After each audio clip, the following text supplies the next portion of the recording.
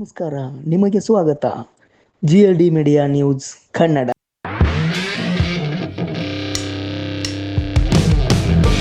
ಬಾಗಲಕೋಟೆ ಜಿಲ್ಲೆಯ ಗುಳೇದಗುಡ್ ತಾಲೂಕಿನ ಕೋಟೆಕಲ್ಲಿನ ಪ್ರಾಥಮಿಕ ಕೃಷಿ ಪತ್ತಿನ ಸಹಕಾರಿ ಸಂಘದ ವತಿಯಿಂದ ನಿರ್ಮಿಸಲಾಗಿರುವ ನೂತನ ಕಟ್ಟಡಗಳ ಉದ್ಘಾಟನಾ ಸಮಾರಂಭವು ಆಗಸ್ಟ್ 16ರಂದು ನಡೆಯಲಿದೆ.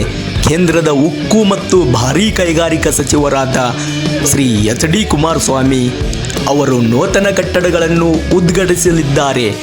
ಈ ಶುಭ ಸಮಾರಂಭಕ್ಕೆ ಸಂಘದ ಷೇರುದಾರರು, ಗ್ರಾಹಕರು ಹಾಗೂ ಸಾರ್ವಜನಿಕರು ಹೆಚ್ಚಿನ ಸಂಖ್ಯೆಯಲ್ಲಿ ಆಗಮಿಸಿ ಕಾರ್ಯಕ್ರಮದ ಯಶಸ್ವಿಗೆ ಸಹಕರಿಸಬೇಕಾಗಿ ಕೋರಲಾಗಿದೆ.